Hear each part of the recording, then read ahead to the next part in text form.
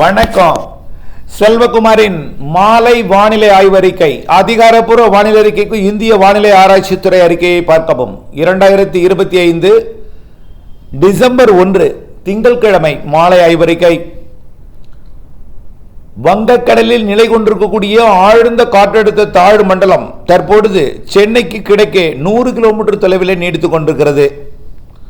இது அவ்வப்பொழுது 60 கிலோமீட்டருக்கும் பிறகு 70 கிலோமீட்டர் என்று அங்குமிங்கும் நகர்ந்து கொண்டே இருக்கிறது. அங்கே சற்று வடக்கும் தெற்குமாகவும் நகர்ந்து கொண்டிருக்கிறது.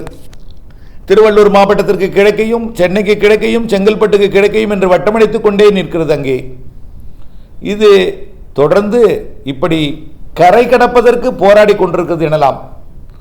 ஆனால் இறுதியில் கரை கடக்கும் பொழுது செயலிழந்து அது செங்கல்பட்டு மாவட்டம் அல்லது அதற்கு தெற்கே உள்ள மாவட்டங்கள் வழியாக தென்மேற்கு நோக்கி தமிழ்நாட்டின் டெல்டா மாவட்டங்கள், உள் மாவட்டங்கள், தென் மாவட்ட பகுதியை நோக்கி செயலிழந்து ஒரு காற்றழுத்த தாழ்வு பகுதியாக 3ஆம் தேதி முதல் திரும்ப தொடங்கி அனைத்து மாவட்டங்களுக்கும் 8ஆம் தேதி வரை நல்லதொரு மழைப்பொழிவை கொடுக்க இருக்கிறது. இந்த நிலையில் இன்றைக்கு சென்னை, திருவள்ளூர், காஞ்சிபுரம், செங்கல்பட்டில் கனமழை கொடுத்தது. இப்போ தமிழ்நாட்டில் ஆங்காங்கே கூட உடுமலைப்பேட்டை, குடிமங்கலம், கொங்கல் நகரம் மற்றும் தொட்டம்பட்டி கூட மழைப்பொழிவை கொடுத்து கொண்டிருக்கிறது இந்த மாலை நேரத்தில். அதே போல மன்னார்குடி உள்ளிட்ட பகுதியில் சாரல் மழை, டெல்டாவில் ஆங்காங்கே குடவாசல் கூட மழை, வேதாரண்யம், மருதூர், தகட்டூர் பகுதியில் கூட இன்றைக்கு கனமழையாக கொட்டியது. காற்றழுத்த தாழ்வு மண்டலம், அதாவது ஆழ்ந்த காற்றழுத்த தாழ்வு மண்டலம் செயலிழந்து கொண்டிருக்கிற காரணத்தினாலே அதோட விட்டம் அதிகரிக்கிறது. குளிர்காற்று மேற்கிலிருந்து அரபிக்கடல் வழியாகவும் அது அனைத்து மாவட்டங்களிலும் இரு காற்று இணைவை ஆங்காங்கே ஏதோ குறைந்த அளவிலும் கூடுதலான அளவிலும் வெவ்வேறு இடங்களில் ஏற்படுத்தி கொண்டிருக்கிற காரணத்தினாலே இது ஆங்காங்கே மழைப்பொழிவை கொடுத்து கொண்டிருக்கிறது. வலுவான இரு காற்று இணைவு திருவள்ளூர், சென்னை, செங்கல்பட்டில் ஏற்படுத்தி நிறைய மழைப்பொழிவை கொடுத்து கொண்டிருக்கிறது. ஆனால் சென்னையில் பெய்து கொண்டிருக்கூடிய மழை தொடர்ச்சியாக ஒரே ஊரிலே கொட்டி கொண்டிருக்காது. அப்படி கொட்டினால்தான் பாதிக்கும், அப்படி அமையாது. இந்த நிகழ்வு அங்குமிங்கும் நகர்ந்து கொண்டிருக்கிற காரணத்தினாலே சிறிது நேரம் திருவள்ளூர் மாவட்டத்தில் கொட்டும், பிறகு திருவள்ளூர் மாவட்டத்தின் சென்னை எல்லையோரம் கொட்டும், பிறகு வட சென்னை கொட்டும், பிறகு மாநகரம், பிறகு செங்கல்பட்டு என்று அங்குமிங்கும் சில நேரங்களிலே ஒட்டுமொத்த 3 மாவட்டங்களிலும் பெய்யும்.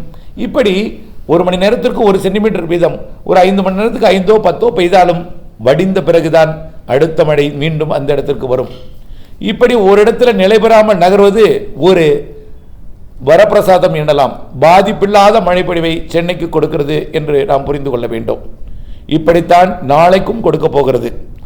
நாளை 2ஆம் தேதி இந்த நிகழ்வு சென்னைக்கு சற்று தெற்குப்புறம் அல்லது சென்னை அருகே திருவள்ளூரிலேயோ இந்த 3 மாவட்டங்களில் ஏதேனும் ஒரு இடத்துல கரை கடக்க முற்படும் பொழுது, அதாவது இன்றைக்கு இரவே மண்டலமாக செயலிழந்துவிடும்.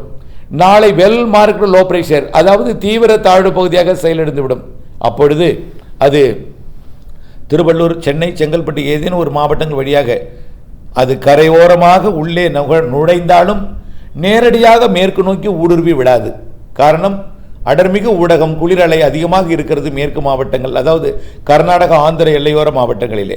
இதன் காரணமாக எங்கே நுழைந்தாலும் அப்படியே ஒரு சரிவாக கடலோர மாவட்டங்கள் மற்றும் அதன் உள் மாவட்டங்கள் வழியாக தென் மாவட்டங்கள், மேற்கு மாவட்டங்கள் நோக்கி பயணிக்கும்.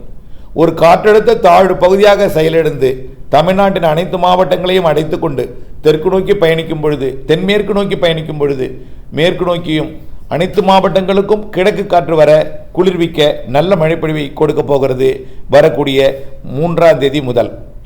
ஆனால் சென்னையை பொறுத்த வரைக்கும் ஒரே இடத்தில் நீடிப்பதன் காரணமாக, அந்த 3 மாவட்டத்தின் அருகிலேயே நீடிப்பதன் காரணமாக 2ஆம் தேதி வரை சென்னை, திருவள்ளூர், காஞ்சிபுரம், செங்கல்பட்டுக்கு மழைப்பொழிவை கொடுக்கும். 3ஆம் தேதி அது கடந்து உள்ளே வரும் பொழுது, அது சென்னை வழியாக கிழக்கு காற்று ஏறும் பொழுது மழைப்பொழிவை 3ஆம் தேதியும் சென்னைக்கு தொடர செய்யும். 3ஆம் தேதியிலிருந்து இப்போ ஆங்காங்கே கொடுத்து கொண்டிருக்கூடிய மழை 3ஆம் தேதியிலிருந்து அனைத்து மாவட்டங்களுக்கும் பரவலான மழைப்பொழிவை கொடுக்கும்.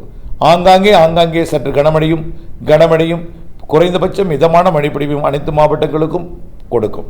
இதில் வரக்கூடிய 3ஆம் தேதியிலிருந்து 8ஆம் தேதி வரை இந்த நிகழ்வு தமிழ்நாட்டின் தென் மாவட்டங்கள், மேற்கு தொடர்ச்சி மலை மாவட்டங்கள், அனைத்து உள் மாவட்டங்களுக்கும் மழைப்பொழிவை கொடுக்க போகிற நிலையில் டெல்டாவிற்கும் கர்நாடக எல்லையோரத்தில் கொஞ்சம் குறைவாக இருந்தாலும் அங்கும் உயிர் கொடுக்கும் மழை முதல் நல்ல மழை வரை கிடைக்கும்.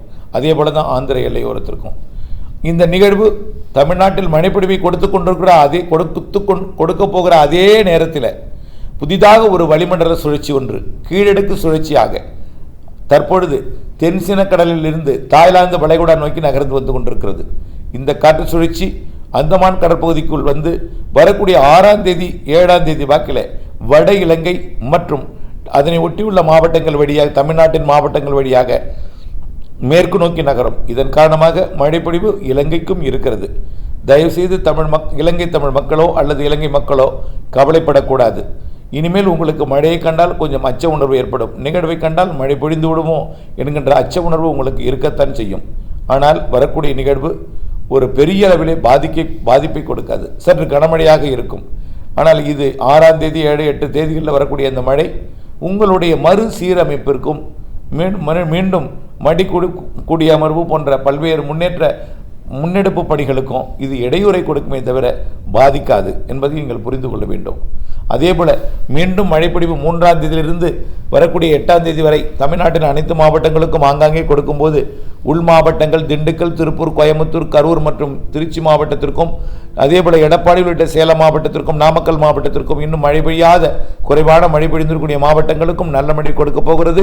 தென் மாவட்டங்களுக்கு ஒரு சிறப்பான ஒரு மழைப்பொழிவை கொடுக்க போகிறது என்பதை நீங்கள் புரிந்து கொள்ள வேண்டும். அனைத்து மாவட்டங்களுக்கும் உண்டு ஏற்ற இறக்கத்துடன் மழை இருக்கும். ஆகவே மழை இருந்து கொண்டே இருக்கும், காய விடாது.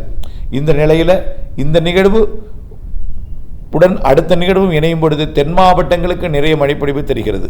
இப்போ டெல்டா மாவட்டங்கள் குறிப்பாக நாகப்பட்டினம் மற்றும் மயிலாடுதுறை, காரைக்கால் மாவட்டங்களையும் திருவாரூர் மாவட்டத்தோட கிழக்கு பகுதி மற்றும் தஞ்சாவூர் மாவட்டத்தோட பகுதிகளில் நெற்பயிர்கள் மூழ்கி இருக்கிறது.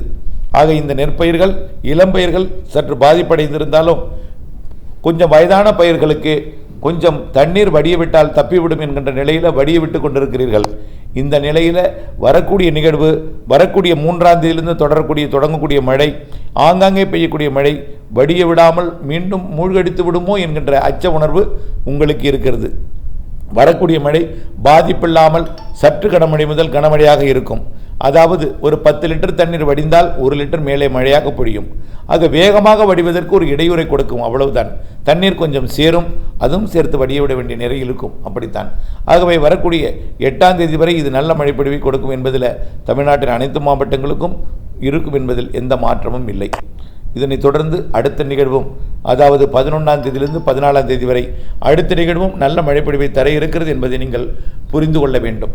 ஆகவே அடுத்தடுத்த நிகழ்வுகள் இருக்கிறது என்பதை நீங்கள் நினைக்கும் பொழுது இலங்கை மக்கள் அச்சப்படலாம். பருவமழை பொங்கல் வரை இருக்கிறது, அதையும் தாண்டி ஜனவரி இறுதி வரை இருக்கிறது என்பதை தமிழ்நாட்டிற்கு சொல்லியிருக்கிறேன். இலங்கையை பொறுத்த வரைக்கும் பிப்ரவரி வரை இருக்கிறது. ஆனால் தற்பொழுது ஏற்பட்ட பாதிப்பு போல ஒரு வலுவான நிகழ்வு வந்து பாதிப்பை ஏற்படுத்தி விடாது. ஆனால் நிகழ்வு இருக்கிறது, வலுவான நிகழ்வு கிறிஸ்துமஸ் ஒட்டிய நாட்களிலும் இருக்கிறது, ஜனவரியிலும் இருக்கிறது. ஆனால் அதை பொறுத்திருந்து பார்க்க வேண்டும். உடனடியாக உங்களுக்கு எந்தவித பாதிக்கும் மழைப்பொழிவு இப்பொழுதைக்கு இல்லை என்றாலும் சற்று கனமழை எல்லாம் இருக்கிறது. 6-7 தேதிகளிலேயே கனமழை இருக்கிறது. ஆகவே அதற்குள் உங்களுடைய நிவாரண மீட்பு மற்றும் மறு குடியரமைப்பு பணிகளை விரைந்து முடித்திடுமாறு கேட்டுக்கொள்கிறேன். இல்லை என்றால் இடையூறு கொடுக்கும், அச்சப்பட வேண்டாம். தமிழ்நாட்டில் மழைப்பொழிவு பற்றாக்குறை உள்ள மாவட்டங்களுக்கு இது ஒரு நல்ல ஒரு சிறப்பான ஒரு மகிழ்ச்சி தகவலாக அமையும் என்றாலும் இன்னும் டெல்டா மாவட்டங்கள் மற்றும் பிற மாவட்டங்கள் ஏற்படக்கூடிய பயிர் பாதிப்பினால் அச்சமூட்டு வகையில் இருந்தாலும் அச்சப்படாதீர்கள். அளவான மழை, சற்று கனமழை இருந்தாலும் ஏற்கனவே பெய்தது போல் கொட்டி தீர்த்து விடாது என்பதையும் தெரியப்படுத்த விரும்புகிறேன். ஆகவே காய விடாத மழை தொடர்ந்து எல்லா நாட்களும் இருக்கிறது. இன்றைக்கும் நாளைக்கும் இன்றைக்கு ஆங்காங்கே பெய்வது போல் இருக்கும். 3ஆம் தேதியிலிருந்து அனைத்து மாவட்டங்களும் கிடைக்கும். 4ஆம் தேதியிலிருந்து நல்ல மழை கிடைக்க இருக்கிறது என்று அடுத்தடுத்த நிகழ்வுகள் பொங்கலையும் தாண்டி ஜனவரி இறுதி வரை தமிழ்நாட்டுக்கும் பிப்ரவரியிலையும் இலங்கைக்கு இருக்கிறது என்பதையும் பாதிப்பில்லாத மழையாக வடகடலோரம் மற்றும் வட உள் பகுதிகளுக்கு இருக்கும் என்பதையும் தெரியப்படுத்த விரும்புகிறேன். தொடர்ந்து இணைந்திருங்கள். ஏரி குளங்கள் நிரம்பவில்லை என்று கவலைப்பட்டு கொண்டிருப்பவர்கள் தயவுசெய்து பொறுமையாக இருங்கள். நிகழ்வு இருக்கிறது என்ற நம்பிக்கை கொள்ளுங்கள் என்று அன்போடு கேட்டுக்கொள்கிறேன். நன்றி.